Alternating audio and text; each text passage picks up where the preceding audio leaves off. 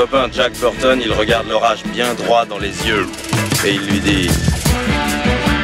T'es si tocard que tu passerais pour un chef-d'œuvre de l'art moderne. Madame, je n'écrirai rien sur ce film, c'est une merde. Merde. Ce sont les gars qui se prétendent normaux qui vous déçoivent. Les dingues, ça ne fait jamais peur.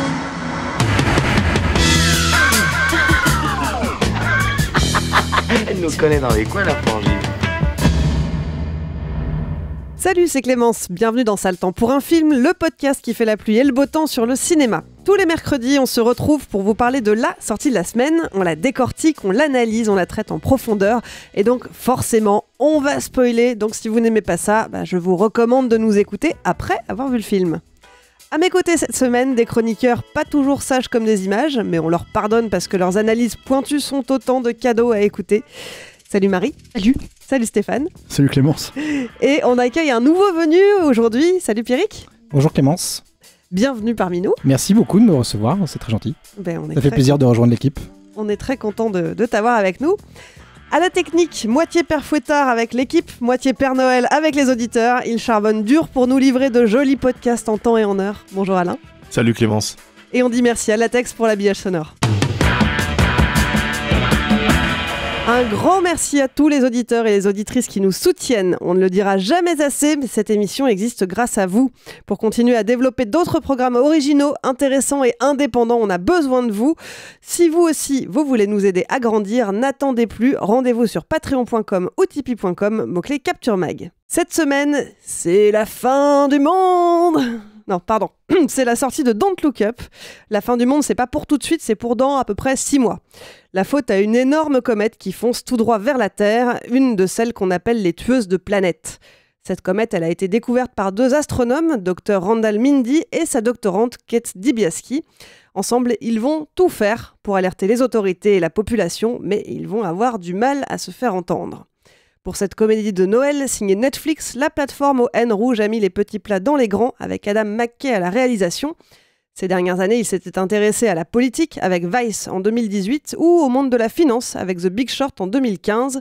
Aujourd'hui, il revient à la comédie, un genre qu'il avait propulsé sur le devant de la scène avec Anchorman, la légende de Ron Burgundy, Frangin malgré eux ou encore Very Bad Cops. Côté casting, on est aussi très bien servi. Jennifer Lawrence et Leonardo DiCaprio se partagent le haut de l'affiche, mais les seconds rôles ne sont pas en reste. On retrouve entre autres Jonah Hill, Meryl Streep, Cate Blanchett, Rob Morgan, Kid Cudi ou encore Timothée Chalamet. Don't Look Up sera dispo sur Netflix à partir du 24 décembre. Alors, si vous regardez ce qu'il se passe là-haut, c'est quoi votre météo ? Eric, tu nous fais l'honneur de commencer. La météo sur Don't Look Up, c'est un crépuscule joyeux ou très triste, mais crépuscule. Un crépuscule. Marie ? Moi, j'ai une petite éclaircie de printemps. Ok. Une belle pluie de météorites qui déblaye un peu tout le monde sur son passage, quoi. Très bien. Alors, on va voir ça en détail tout de suite. Alors, Pierrick, puisque tu es nouveau parmi nous, tu vas inaugurer. Alors, moi, je connais pas très très bien toute la filmographie d'Adam McKay. J'ai surtout apprécié Step Brothers, qui est pour moi une des meilleures comédies. Un chef-d'œuvre. Ouais, enfin, certainement une des meilleures comédies de ces 20 dernières années. Enfin, vraiment, j'ai rarement autant ri dans ce film. Et j'ai pas vu Vice, mais j'ai vu le précédent, là, The Big Short, c'est ça. Et il y avait un style assez. C'était je dirais pas satirique, mais c'était entre le documentaire et le côté un peu grinçant, quoi. C'est-à-dire qu'il y avait des portraits, enfin des caractères, enfin etc. qui étaient quand même assez croquignolesques, quoi. Et en même temps, c'était assez renseigné sur ce qui s'était passé, sur cette crise, le début de cette crise économique. Donc j'en étais resté là. Après Vice, je sais que ça parle de politique, et là, en fait, je trouve qu'il y a une évolution en fait dans cette carrière, puisque en fait, on retrouve le côté à la fois hyper politique, mais aussi le côté comédie à fond les ballons. Donc ça désigne quand même à tout va, et je trouve ça plutôt réjouissant. Moi, je me suis vraiment beaucoup marré plus sur les dialogues, en fait. Je trouve que les dialogues sont vraiment hyper pointus. Il y a beaucoup de références à beaucoup de choses, de la pop culture, de trucs de com, de market, même les journaux en prennent plein leur tronche. Enfin, c'est vraiment... tout le monde en prend pour son grade. Et puis les communicants en général. Hein. Ouais, les communicants. Puis voilà, c'est ça, la communication qui en fait domine le monde, mais à un point où on a du mal à même se rendre compte. Et donc ça, c'est hyper intéressant. Et puis surtout, c'est bien fait parce que les personnages, il y a des vraies trajectoires pour tous les personnages. Que ce soit celui de Jennifer Lawrence, celui de Leonardo DiCaprio, j'étais vraiment étonné en fait des personnages qu'il arrive il donne des trajectoires qui sont hyper intéressantes. Et puis voilà, il y a ce côté, on en parlait un peu avec Stéphane avant, mais le côté idiocratie, quoi. C'est-à-dire que ça a été prophétisé il y a quelques années et on y est en plein dedans, sauf que effectivement, c'est pas juste les gens qui sont des moutons, c'est aussi maintenant nos dirigeants et qui regardent là où ça les intéresse de regarder, mais qui regardent pas où se passe l'essentiel en fait des problèmes. Et donc voilà, donc cette course à la montre, enfin surtout je trouve que le début est vraiment très brillant en fait, la présentation des personnages, la présentation des enjeux, quand ils sont reçus à la Maison Blanche, je trouve ça vraiment brillant. Il y a plein d'idées d'écriture qui sont hyper intéressantes, notamment le personnage du général là, qui leur fait payer les bonbons et la boisson et la bouteille d'eau genre $10, alors qu'ils se rendent compte après coup que c'était gratuit. Donc pendant tout le film, elle se demande... Parce qu'ils sont à la Maison Blanche, en fait. Ouais, et en fait, tu te dis, ouais, mais pendant tout le film, elle se dit, mais pourquoi il m'a fait payer ça, en fait? Dans quel monde on vit, quoi? Enfin, ça devient l'obsession un peu de ce personnage-là. Ouais, c'est ça. Ça devient son obsession, puis elle, son obsession, c'est que les gens réalisent, et puis que les gens réalisent pas, en fait. Ils prennent tout ça comme un espèce de truc marketing qui va se transformer en une course économique mondialiste. Enfin, ouais, je trouve ça globalement vraiment très très bien écrit de bout en bout. Et puis le personnage qui est à mi-chemin entre Elon Musk et on va dire le créateur d'Apple là. Il y a un petit mélange. Ouais, il y a un petit mélange de tout. Il fait aussi penser un peu à Mark Zuckerberg. Ouais, carrément. Ouais. C'est un mélange de tout ça. C'est un mélange de tous les patrons. Il est super bien interprété. Le mec, il est lunaire, quoi. C'est hallucinant. Et voilà, et tout ce qui est prévu par ce gars-là, on sait que ça va se casser la gueule et c'est jubilatoire quand ça se casse la gueule. Et en même temps, c'est d'une tristesse absolue parce que bon, je sais pas si on peut raconter la fin, mais c'est quand même. Voilà, on spoil ici. Il advient ce qu'on redoutait tous. Mais c'est vrai que on sort l'épisode 2 jours avant la sortie officielle, donc vraiment, faut prévenir les gens que si vous voulez vraiment pas qu'on vous raconte le film avant de le voir, attendez vraiment la sortie sur Netflix, quoi. Ouais. Et puis mais globalement, on s'attend à ce qu'il se passe ça. Il se passe, voilà. Le film aurait pas d'intérêt s'il se passait pas ça. Ouais, je pense. Et il y a quand même une pirouette finale qui est quand même hyper intéressante aussi. Enfin, voilà, je trouve que globalement moi, j'étais très très agréablement surpris par la mise en scène et l'écriture d'Adam McKay parce que je trouve que c'est la première fois que je compare pas avec ses comédies parce que la mise en scène d'une comédie c'est toujours un peu différent. Il y a une histoire de rythme. On n'est pas sur le même côté léché des plans, etc. On est plutôt sur l'efficacité du gag. Par contre, sur ce que j'avais vu sur son film politique, enfin le seul que j'avais vu. J'avais pas été emballé particulièrement par la mise en scène, je trouvais ça un petit peu austère, etc. Et là, je trouve que ça emballe tout, les effets fonctionnent tout le temps. Voilà, je trouve qu'il n'y a pas de gras en fait. Dans le film dure 2h23 et 2h20 et quelques. Je trouve qu'il n'y a pas de gras, ça tient la route de bout en bout, quoi. Voilà, mon avis. Très bien. Effectivement, un crépuscule plutôt. En fait, c'est à la fois très joyeux et en même temps d'une tristesse absolue parce que. Enfin, moi, j'avais le sentiment, en voyant le film, de dire, mais en fait, on est en plein dedans, quoi. On vit dans ce monde-là, en fait, en ce moment. C'est super. Et c'est ça qui est terrifiant, quoi. À l'inverse d'Idiocratie, qui, pour le coup, se projette dans un futur hypothétique. Et là, puis qui charge la mule, quoi. Enfin, là aussi, ça charge la mule, mais il y a un côté... on y est quand même. Enfin, on sent... Moi, ce qui m'a le plus effrayé, c'est le passage quand ils sont à la rédaction des journaux, là. Où, en gros, je sais plus si c'est New York Times ou Herald Tribune ou un truc comme ça. Et en fait, on les prépare, donc on leur parle de média training, etc. Enfin, ce qui est quand même juste effrayant, quoi, quand on pense à ce qu'ils veulent raconter.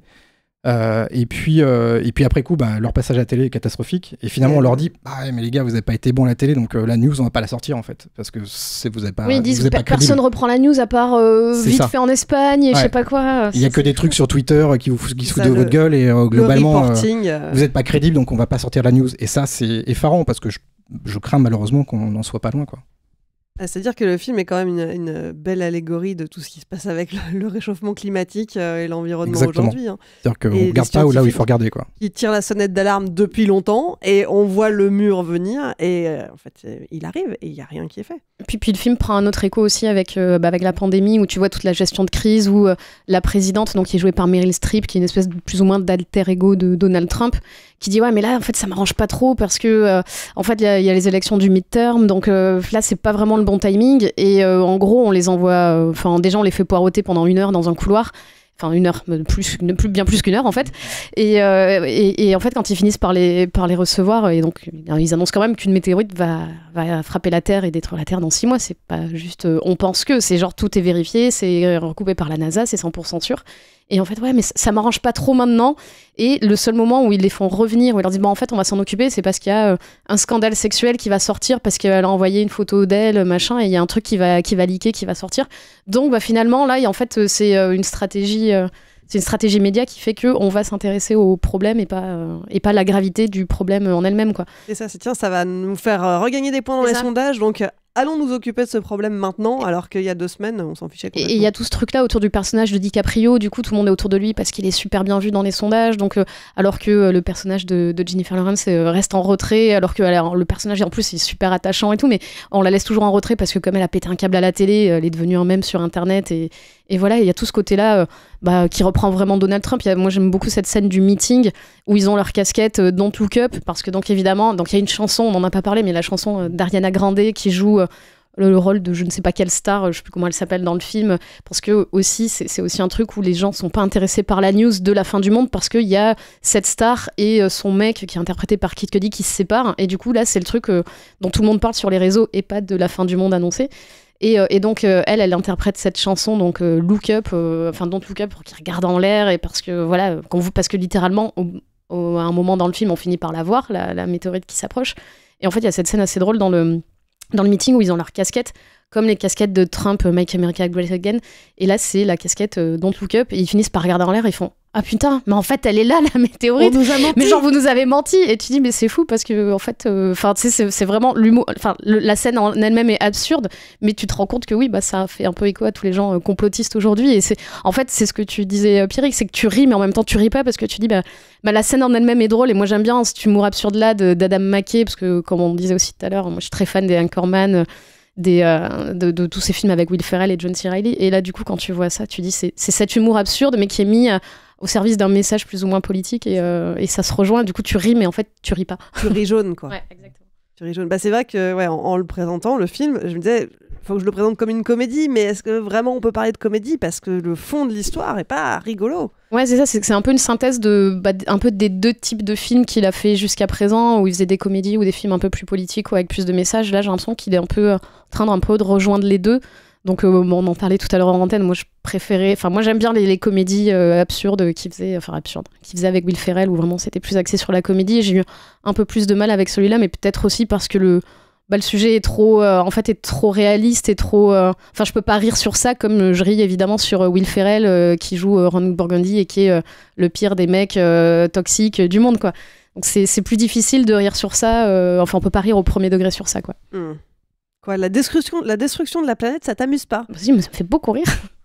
Le film, de toute façon, il est présenté comme une comédie. Hein. Il le dit lui-même. Hein. Pour lui, c'en est une. Hein. C'est vendu comme la comédie de Noël de Netflix. Hein. Alors voilà, et ce qui est marrant, c'est qu'il a eu des critiques, pas négatives, mais en tout cas, de gens qui ont été déçus parce qu'ils disent que c'est un peu déprimant. Et en même temps, c'est sa logique, en fait. C'est-à-dire qu'à partir du moment où il fait un film sur... toute l'idée du film, c'est de dire, en gros, on sait qu'il y a un problème avec le changement climatique, et personne ne fait vraiment rien. Tu vois, et en gros, ce qui se passerait, c'est que, c'est ce que le film raconte. Et si on fait vraiment rien, qu'est-ce qui va se passer? Il va se passer que ça va nous tomber sur la gueule. Donc le truc, c'est que là, c'est la logique du film. Il est obligé. Le film n'aura aucun intérêt en fait si on traitait pas le sujet à fond les caisses quoi. Après, moi, je dirais, je rajouterais quand même que toutes ces comédies sont politiques en vrai à Adam McKay depuis le début quoi. C'est-à-dire. Pierrick fait un peu la fine bouche, mais... Non, sur Step Brothers, c'est sociétal éventuellement. C'est peut-être plus discutable parce qu'en fait, le truc de Step Brothers, c'est que je pense qu'il parle surtout de quarantenaires qui sont infoutus de grandir, et mine de rien, on est en plein dedans, hein. Je veux dire, voilà. Mais avec tous les films, je veux dire, Marvel, c'est une représentation de ça, hein, pour moi, hein. Même si Je suis pas sûr que dans sa tête ce soit forcément ça. Il y a de ça, quoi. Mais par contre, Encore Man, c'est clairement une comédie sur la guerre des sexes. Talladega Nights, c'est clairement une comédie sur la Bible Belt.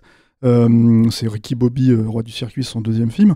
Very Bad Cops, c'était, il y avait comment on appelle ça, il parlait déjà de la crise des subprimes en fait dedans, quoi. Hein, et en toile de fond, même si c'était moins évident, quoi. C'est à New York, il y a Wall Street, il y a tout ça. Et Encore Man 2, c'est comment Ron Burgundy a inventé l'infotainment, quoi. Et donc, quelque part, Encore Man 2, c'est la préquelle de Don't Look Up, parce que c'est ce dont le film parle, en fait. C'est-à-dire que, en vrai, moi, ce que je trouve vraiment passionnant dans le film, et c'est pour ça que je le rejoins, en fait, sur Idiocratie. Alors, c'est vrai que c'est beaucoup moins gaguesque, c'est-à-dire c'est beaucoup moins dans l'humour absurde, mais par contre, en fait, il y a un truc que ne faisait pas Par la force des choses, puisqu'il date de 2006, en fait, Idiocratie, c'est qu'il parle pas des réseaux sociaux. Et ça, c'est vraiment le truc le plus, je trouve, réjouissant dans le film. C'est cette façon, en fait, de défoncer la logique, en fait, des réseaux sociaux, mais à tout va, quoi. C'est-à-dire dans Don't Look Up, quoi. Parce que on parle du personnage d'Ariana Grande, mais c'est, voilà, en fait, on parle des influenceurs. Voilà, tu sais, du mec qui jette, le mec qui est avec Jennifer Lawrence, qui la jette, en fait, sous le camion quand il s'agit de faire un article pour dire j'ai couché avec cette fille, elle est à moitié folle, quoi. Il y a l'info virale aussi, l'info virale qui est représentée par les passants. Quand ils entendent la conversation, ils s'arrêtent, ils disent ah mais vous parlez de quoi là, de la fin du monde? Non c'est bon, c'est pour un jeu vidéo. Ouais. Voilà, c'est ça. Plusieurs fois ça revient dans le film. Voilà, ça. Et il inclut ça en fait, si tu veux, dans le truc, et c'est mine de rien en fait, ça fait maintenant 10-15 ans que les réseaux sociaux sont vraiment hyper fondamentaux dans notre société. On peut difficilement passer à côté. Ta grand-mère elle est sur Facebook, donc le truc si tu veux c'est qu'au bout d'un moment ça a un impact, et cet impact il est jamais montré au cinéma. C'est-à-dire ça ne fait jamais partie de la narration en fait d'un film, quasiment. Le seul, là, ces derniers temps, vous avez fait une émission là, qui sortira la semaine prochaine sur Belle, où c'est dedans, tu vois, les réseaux sociaux, on en parle parce que c'est hyper important, mais le truc, le film de Mamoru Hosoda, mais au-delà de ce genre de film-là, c'est rarement, en général, c'est un truc de plot, en fait, très rapide.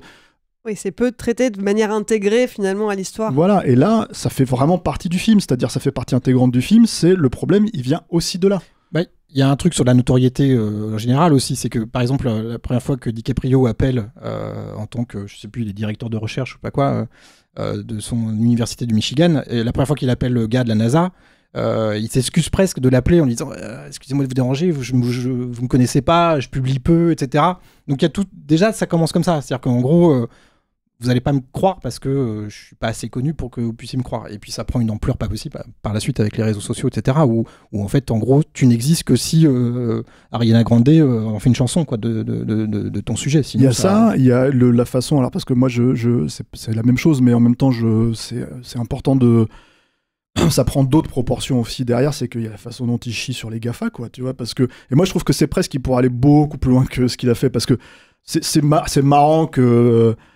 Il y a un vaisseau spatial en forme de bite comme celui d'Elon Musk, mais le truc, si tu veux, c'est que en gros, je trouve qu'en fait, et ce personnage qui est joué par comment il s'appelle cet acteur qui était dans les Spielberg là, j'ai un trou. Celui qui joue justement le milliardaire là. Ouais. C'est une relecture du Mark Rylance. Merci Alain, tu vois. Alain, il a un micro juste pour nous souffler les mots, parce qu'en fait, on note pas les mots, on note pas les gens, quoi. Mark Rylance, il fait plus ou moins le rôle qu'il a dans Ready Player One, hein, en moins sage, en plus, caractériel, et voilà, quoi. Mais par contre, le truc, alors je trouve c'est un des petits trucs, je trouve, c'est presque une facilité, je trouve, en fait, de choisir cet acteur-là pour ce rôle-là, quoi. Mais c'est vrai que, par contre, cette espèce de mélange-là, c'est important d'expliquer qu'à un moment donné, on se fait un peu baiser par tous ces gens, en fait, si tu veux, qui ont tellement d'argent que ça oui, puis ils touchent plus terre, quoi, tu vois. Sous ses côtés lunaires, il a quand même tout son master plan dans la tête. C'est-à-dire que quand à un moment, il menace DiCaprio, etc., bah, tout est écrit, tout est scripté, comme il dit, hein, j'ai toutes les infos sur toi, et c'est assez terrifiant, quoi. Ouais, surtout qu'on le sait, ça aussi, en fait. C'est ça, il résume, je compile depuis 2004 toutes les infos possibles et imaginables sur toi, et je sais comment tu vas mourir avant même que toi, tu sois au courant. Et c'est ça qui est paradoxal dans le film, c'est qu'à un moment, quand lui, il va lancer son projet, concurrent, entre guillemets, on a envie que ça se casse la gueule. Alors qu'en fait, tu te dis, bah merde, si ça se casse la gueule, c'est con, c'est quand même leur dernier espoir, quoi. Ils ont vraiment tout évacué. Et c'est ça, le film est assez fort là-dessus, c'est-à-dire que t'as une espèce d'ambivalence, tu te dis, bah, en fait, vous êtes tellement con qu'on a vraiment envie que vous creviez, et en même temps, tu te dis, bah ouais, mais c'est un peu le monde dans lequel on vit, donc c'est pas cool, quoi. Si on ne reste que 6 mois à vivre et qu'on réagit comme ça, et c'est un peu, voilà, la course à l'écologie, enfin, ce qu'on disait tout à l'heure, c'est carrément ça, quoi. Et ce qui est intéressant dans le style, alors tu parlais un peu du style tout à l'heure d'Adam McKay qui a un peu changé. Moi, par exemple, le style visuel, alors moi j'ai beau adorer ces films, hein, même si par exemple Talladega Nights, il essaye un petit peu de faire des vraies courses de bagnole sur le circuit et tout, qui fonctionne plutôt bien. Ça reste quand même hyper plan-plan, moi, son style visuel. Et là, il faut savoir que c'est un mec, en fait, Adam McKay, qui vient comment dire, de l'impro. Il y a une grosse école d'impro, en fait, dans la comédie américaine. Hein. Will Ferrell, c'est évident qu'il vient de là, voilà, enfin, pour ceux qui... Voilà, mais Adam McKay aussi, en fait, a un background là-dedans. Et ça, en fait, il se sollicite tellement de l'impro qu'il est capable de faire 2 montages de films différents, en fait, notamment sur le premier Anchorman, c'est ce qui s'était passé. Moi j'avais acheté, parce que le film est sorti en France très tardivement, j'avais acheté le DVD aux États-Unis pour pouvoir le voir, et j'avais acheté du coup le DVD avec un film en plus. C'était déjà un carton, le film aux États-Unis, Anchorman, qui est un film qui est entre guillemets la fausse suite d'Anchorman, parce qu'en fait ils avaient tellement de prises, alors c'est pas aussi bien, hein, tu vois, que le premier Anchorman, mais il y avait tellement de prises à part que, en gros, ça s'appelait, je crois, Wake Up Ron Burgundy, il y a tellement de prises à part qu'il était capable de faire un film qui racontait littéralement autre chose que le premier Ron Burgundy, alors qu'en fait c'était sur le même tournage avec les mêmes acteurs, avec le même, plus ou moins le même sujet, quoi. Et ce qui est intéressant, je trouve, c'est que cette espèce de logique d'impro, il l'a plus ou moins adapté à son style visuel, c'est-à-dire que, en gros, c'est un film qui utilise énormément de stock shots, de plein de scènes en fait un peu partout dans le monde, quoi. Et qui, moi, je trouve, retranscrit vachement bien l'urgence de ce que tu ressens en fait comme problématique. Je pense que ça participe même au côté un peu anxiogène du film, quoi, d'avoir des plans de Tokyo là, d'avoir des plans je sais pas, à un moment donné, quand les premiers bouts d'astéroïdes commencent à arriver, en gros, t'as un ours qui se retrouve au milieu d'un supermarché, et tous ces trucs-là, apparemment, c'est des trucs qu'ils ont shootés eux-mêmes. C'est-à-dire, à 90%, ils ont pas pris de stock shot, ils sont vraiment allés les faire eux-mêmes pour essayer de... Voilà. Et tu peux penser qu'ils en utilisent un certain pourcentage, et qu'à mon avis, il y avait, tout un tas d'idées en fait, qu'ils ont créées, qui devaient avoir une équipe spéciale pour faire ces plans. Et là aussi, je pense qu'en fait, il pourrait y avoir un autre montage, en fait, pour raconter le truc sensiblement différemment, quoi. Et c'est là où, en fait, c'est presque dommage, parce que moi, je trouve que c'est un excellent film, et c'est presque dommage, en fait, que ça soit que sur Netflix, en fait, qu'on puisse le voir, parce que c'est un film qui mérite vraiment, en fait, de sortir en salle, qui, à mon avis, serait planté, comme apparemment tout se plante en salle en ce moment, quand c'est pas Spider-Man. Ouais. Mais, c'est dommage, quoi, parce que, voilà, après... Est-ce que c'est vraiment un film de Noël pour le coup, je sais pas ce que... Pour passer de bonnes fêtes, ouais. Je sais pas comment comment Netflix va le recevoir, le truc. Hein, mais... Je suis étonné qu'ils le sortent là comme ça, c'est le 24, c'est ça le jeu de Noël, décembre, ouais. Franchement, c'est une comédie, mais c'est une comédie acide, quoi. Enfin, voilà. Moi, je me suis marré sur des trucs où effectivement, tu te marres parce que c'est bien vu, que voilà, que ça résume bien la situation, et que pareil, les présentateurs télé, etc., ils sont super drôles, c'est hyper bien écrit, mais tu ris jaune, quoi. Enfin, voilà, tu te marres et tu te dis, ouais, quand même, on n'en est pas loin, on en est à 2 doigts même. Et puis mine de rien, t'es quand même... c'est pour ça que moi aussi, j'aurais préféré le voir au cinéma, c'est que t'es quand même sacrément cueilli par l'émotion à la fin, quand même. La scène de fin, elle est quand même assez elle y va, quoi. Enfin, elle est intense, elle est super bien foutue, et puis elle est belle, enfin, dans l'idée elle est vachement belle, qu'ils se retrouvent tous, etc. Enfin bon, on va pas trop raconter. Ce repas de c'est super beau, le repas de fin là, tu fais waouh, c'est chaud, ils le savent, ils l'attendent, et ça vient, quoi. C'est marrant parce que moi, un des plans les plus tristes du film, et je l'ai vu 2 fois parce que j'ai pu le voir en projo, parce que en fait, en gros, j'ai interviewé, donc je me fais un petit peu vite fait ma promo, mais en fait il y aura une interview d'Adam McKay sur Rokirama sur le site. Et du coup j'ai vu le film en salle, et ça a remarché en le revoyant une 2e fois pour le podcast. C'est moi le plan qui m'a fait qui m'a rendu le truc le plus mélancolique et triste, c'est la partouze sur les toits de je sais pas, à New York ou un truc comme ça. J'ai trouvé ça le plus triste, en fait, et je sais même pas, ça même pas expliquer pourquoi, en fait. C'est le moment où on voit le toit, et puis en contrebas il y a des accidents, il y a des trucs qui prennent feu, et en fait ils sont en train de baiser dans un carré VIP, tu vois, voilà, et c'est la partouze de la fin du monde, quoi, tu vois, ou je sais pas quoi, mais c'est un truc, en fait, hyper, j'ai trouvé ça hyper, parce que En fait, il y a ce questionnement de qu'est-ce que tu ferais en fait si c'était la fin du monde, tu vois, qui est posé. Et forcément, automatiquement, le film, en fait, il te confronte à tout un tas de points de vue sur ça. Est-ce que tu vas te retrouver ta famille? Est-ce que tu vas te faire une murge? Est-ce que tu vas... Et en fait, le truc, si tu veux, c'est que du coup, je pense que ça te renvoie toi-même à ce que tu ferais, tu vois, puisqu'il te propose une multitude de choix. Et je sais pas, ça en dit peut-être quelque chose sur moi, mais moi, en fait, si tu veux, tu n'iras pas le faire de partout si c'est la fin du monde. Mais pourtant, c'est un des trucs auxquels tu pourrais penser. Tu pourrais te dire qu'est-ce qu'on s'en fout en fait, tu vois. C'est marrant parce que moi j'avais oublié ce plan, tu vois. Moi aussi, j'avais pas dit Alors que j'ai vu le film il y a 2 jours et tu me le rappelles, tu vois, mais j'avais oublié. C'est un peu Donc, rapide. je pense que ça dit c'est des un choses truc- sur toi. Ouais. Non, mais c'est un truc assez rapide, mais c'est vrai que en gros, ça en dit des choses sur moi, sur la tristesse de la situation. Tu vois, attention, s'il vous plaît, tu vois. Ne veux pas me faire traiter de queutard là. Tu vois, mais non, mais c'est vrai que voilà, il y a un truc de le fait de renvoyer, si tu veux, en fait, les gens à la situation. C'est aussi ça qui est fort, c'est ça qui rend, je pense, moi, à mon avis, vraiment la fin triste. Pas que le parcours des personnages et ce qu'ils peuvent se dire, parce que finalement, ce qu'ils se disent, c'est très banal, tu vois, dans le repas, mais vraiment, à mon avis, le renvoi à tous les spectateurs. Et mine de rien, c'est là où je trouve que le film, il a vraiment touché quelque chose du doigt, c'est-à-dire cette capacité à...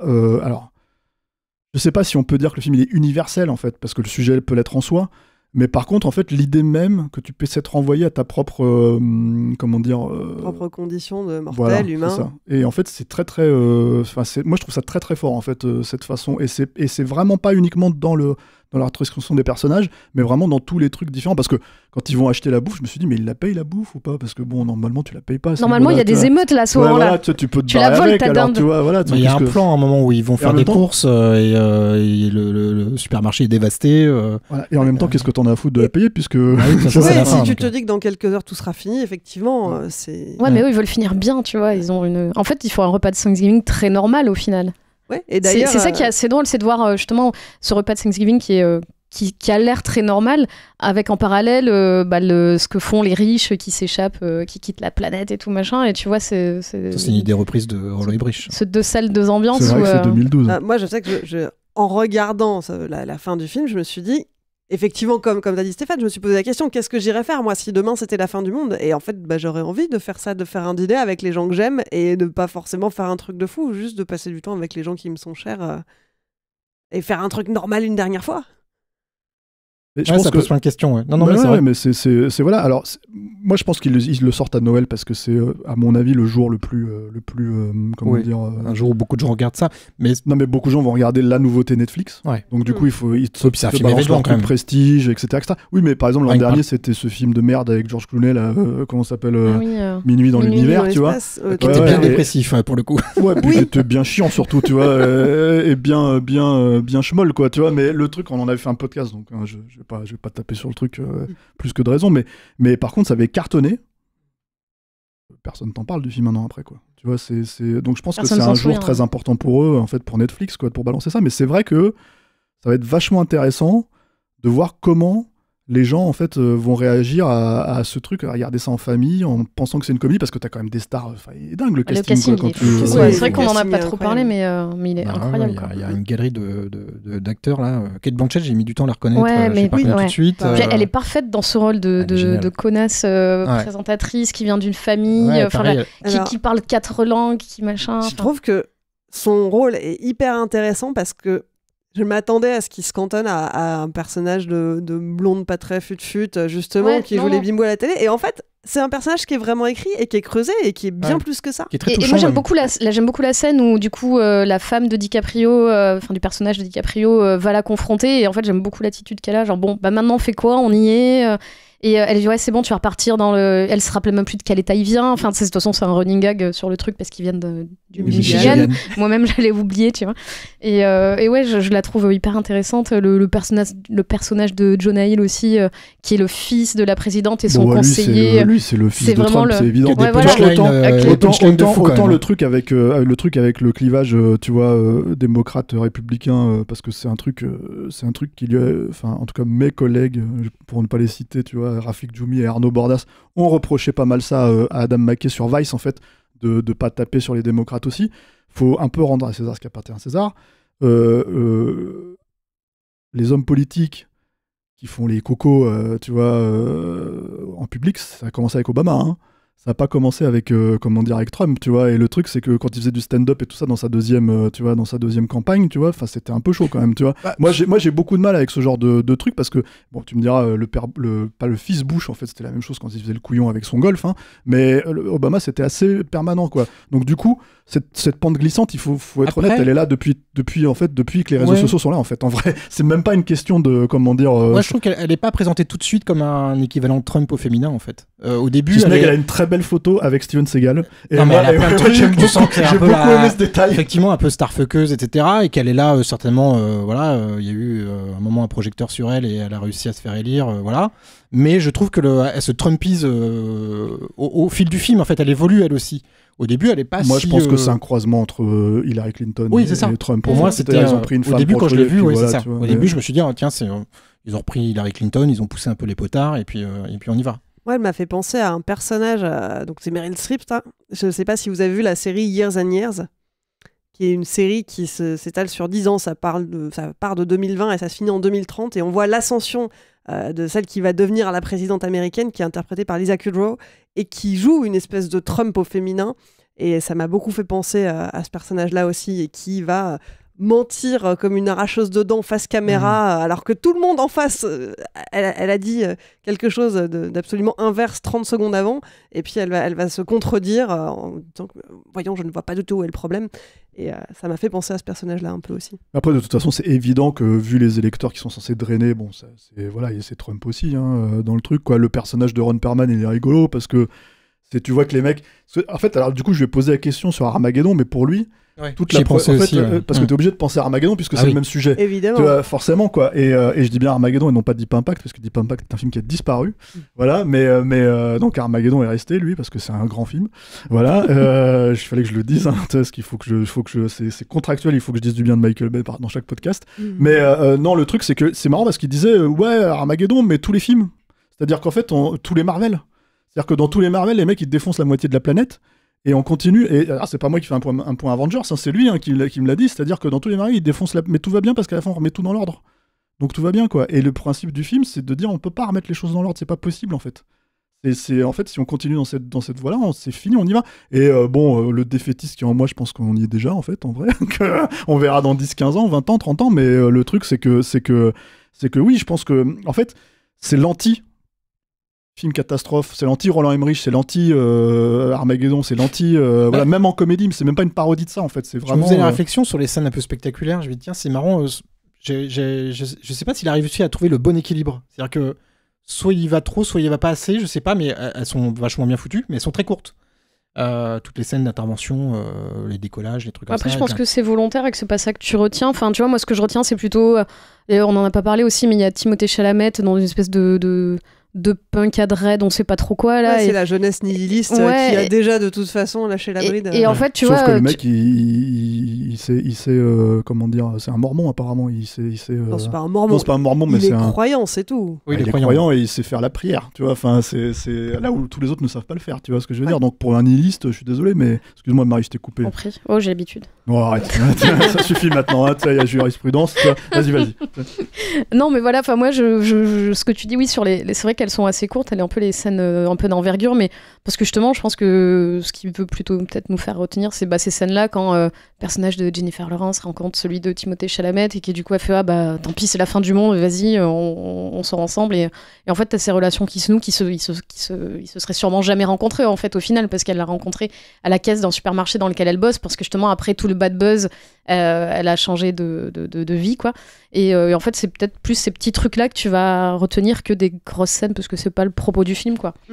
Après la scène avec les drones, c'est quand même c'est comme aussi un gag. C'est-à-dire que t'as envie que ça se encore une fois, t'as envie on en a perdu un. On en a perdu deux. Et c'est assez bien foutu, enfin vraiment, je les ai trouvés plutôt bien foutus. C'est un film Netflix, il y a de l'argent quand même, tu vois. Et puis c'est un film Netflix avec DiCaprio, tu vois. C'est même pas une question d'avoir Adam McKay, c'est que c'est vraiment, en fait, si tu veux, c'est pourquoi c'est leur film de l'année, c'est parce qu'en fait DiCaprio a accepté de faire ce film. C'est parce que tout le cast voilà. Parle beaucoup plus aux gens qui vont regarder Netflix que le nom d'Adam McKay, en fait. Exactement, voilà. Puis DiCaprio a son petit moment network là où il pète un câble à la télé et tout. Enfin, je trouve hyper bien dans ce rôle là. Il est incroyable aussi. Ça a toujours été un film Netflix dès le départ. Enfin, c'était pas prévu que ça sorte au cinéma ou quoi que ce soit. Hein. Ces films-là, ils sortent plus au cinéma, Pierrick. Non, mais c'est pas ça. Tu écoutes ça le temps pour un film. Mais des fois, c'est prévu pour une major ou un truc comme ça. Puis finalement, la pandémie fait que on va le vendre à Netflix parce qu'on a besoin d'argent. C'est un film qui a été financé par Netflix, mais enfin, en tout cas, qui a été prévu pour ça. Mais c'est vrai que par contre, d'après ce que j'ai compris, le film s'est tourné pendant la pandémie. Et du coup, en fait, comme il y a beaucoup de choses qui étaient dans le scénario qui se sont finalement révélées être arrivées et être plus ou moins, pertinents par rapport à la pandémie, il a dû en fait partir dans une direction où il fallait foutre le plus de conneries possible dedans, parce que sinon ça devenait plus vraiment une comédie, ça devenait vraiment un reportage. Ouais, en tout cas un reportage fictionnel, mais un truc où c'est voilà. Il y a notamment en fait, il m'a expliqué ce truc-là. Il y a une taxe en fait, une taxe Covid qui a été exonérée aux États-Unis pour les riches. Et en fait, en gros, il avait la même idée avec une taxe météorite. Et il s'est dit putain, mais si je le mets, en fait, ils vont croire que je me fous, enfin que je tranche le truc. Alors qu'en fait, en vrai, donc il l'a coupé. Il l'a coupé de son film, quoi, parce qu'il disait que c'était beaucoup trop proche de la réalité, quoi. Après, moi, j'avais vu que la bande-annonce et je trouve le film beaucoup plus drôle que dans la bande-annonce. Dans la bande-annonce, il y a pas vraiment de gag qui fonctionne en fait. C'est le côté névrotique des personnages qui te fait sourire, quoi, on va dire, parce que les mecs ils sont vraiment névrotiques, tu vois, ils prennent des Xanax, l'autre elle s'enfile un truc entier. Ça. Et j'avais peur que ce soit que ça les personnages en fait, et je les trouve plutôt hyper bien vraiment dessinés et leur évolution est belle. Enfin, je sais pas, je trouve qu'il y a en fait, ont des vrais arcs, quoi. Voilà, l'once d'humanité aller chez ces scientifiques en fait, et les autres c'est du gag sur gag, quoi. Moi, pour compléter ce que tu dis, je pense que c'est ce qui fait en fait Adam McKay, parce que Step Brothers, en fait, t'as beau être des personnages complètement cons, en fait, si tu t'attaches pas à eux et en fait s'il y a pas un vrai truc, moi tous les personnages secondaires de Step Brothers, je les trouve absolument incroyables parce qu'ils sont vraiment aussi ubuesques qu'ils puissent paraître, ils sont vraiment réalistes. En fait, il y a une pointe où tu te dis putain, mais ouais, le beauf là, lui je le connais, lui le patron je le connais, je les ai vus en fait, si tu veux, quelque part. Et je pense que c'est ça sa qualité en fait de base, et il l'a retranscrit dans celui-là, quoi. Bon, je crois qu'on va s'arrêter là. On a fait le tour. Si vous voulez vous faire votre propre avis, Don't Look Up sera dispo sur Netflix, donc à partir du 24 décembre. Et on ne se quitte pas sans passer par la case répondeur. Le répondeur, c'est le moment où vous pouvez nous donner votre avis sur le film du moment. Vous avez adoré, vous avez détesté, vous n'êtes pas d'accord avec l'équipe et vous avez des arguments, dites-le nous. Pour ça, c'est très simple, il suffit de retrouver Capture Mag sur Messenger, enregistrer un petit message vocal et on le diffusera dans la prochaine émission. La semaine dernière, on vous parlait de Spider-Man No Way Home, le dernier blockbuster Marvel, un gros carton dans les salles françaises en ce moment. Mais vous, qu'est-ce que vous en avez pensé ? On écoute ça tout de suite.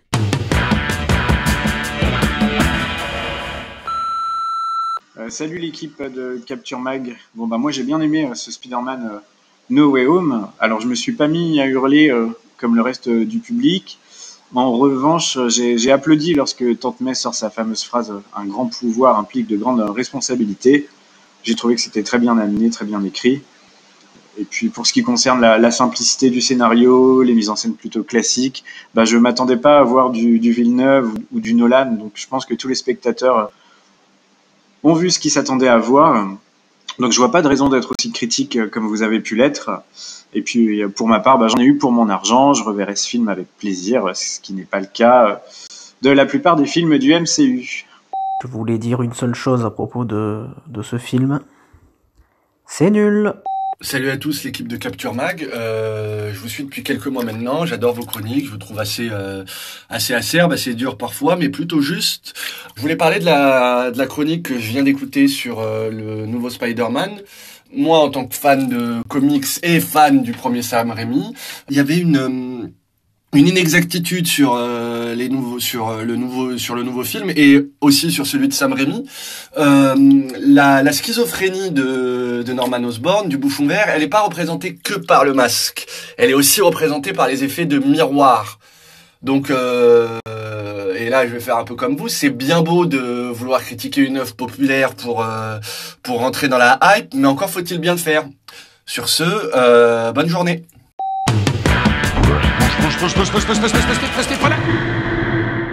Une petite réaction, Stéphane. Là, le monsieur, en fait, il part du principe que j'ai que j'ai pas vu les Sam Raimi apparemment, ou que je les ai pas vus depuis longtemps. Mais en fait, au-delà du fait, moi, je prenais juste un exemple. En gros, la schizophrénie, elle n'est pas traitée de façon visuelle, cinématographique, à travers le langage du cinéma. Dans le dernier Spider-Man. Dans le dernier Spider-Man, contrairement au Sam Raimi. Et j'ai utilisé l'exemple du masque. J'aurais pu effectivement utiliser l'exemple du miroir, mais vu qu'il y a le masque. Mais t'avais déjà parlé 45 minutes. Voilà, mais et puis comme le masque il est dans le film, de toute façon, c'est pour ça que je parle de ça, quoi, comme il est dans le dernier, quoi. C'est juste pour ça que je dis ça, hein, c'est tout. Bon, bref. Donc c'est moi qui ai raison, monsieur, c'est tout. Ça, le temps pour un film, c'est fini pour aujourd'hui. Marie, Pierrick, Stéphane, merci. C'est Clémence. Merci Clémence. Et puis merci Alain à la technique. Merci à toutes et à tous. Et merci à vous qui nous écoutez et qui êtes un peu plus nombreux chaque semaine. Si vous nous découvrez, pensez à vous abonner pour ne pas rater les prochaines émissions. Et puis si ça vous a plu et que vous voulez nous encourager, que vous voulez d'autres émissions de qualité, n'attendez plus, rendez-vous sur patreon.com ou sur tipeee.com, donc les Capture Mag. C'est grâce à vous qu'on continuera à grandir et qu'on restera indépendant. Et grâce à vous, on a des papillotes et des petits chocolats au pied du sapin. Merci. Merci. Et puis pour nous soutenir, vous pouvez aussi nous aider à nous faire connaître. Parlez de nous à vos amis, relayez nos émissions sur les réseaux sociaux et mettez-nous des étoiles sur les applis de podcast. On compte sur vous. Allez, je vous laisse. Salut.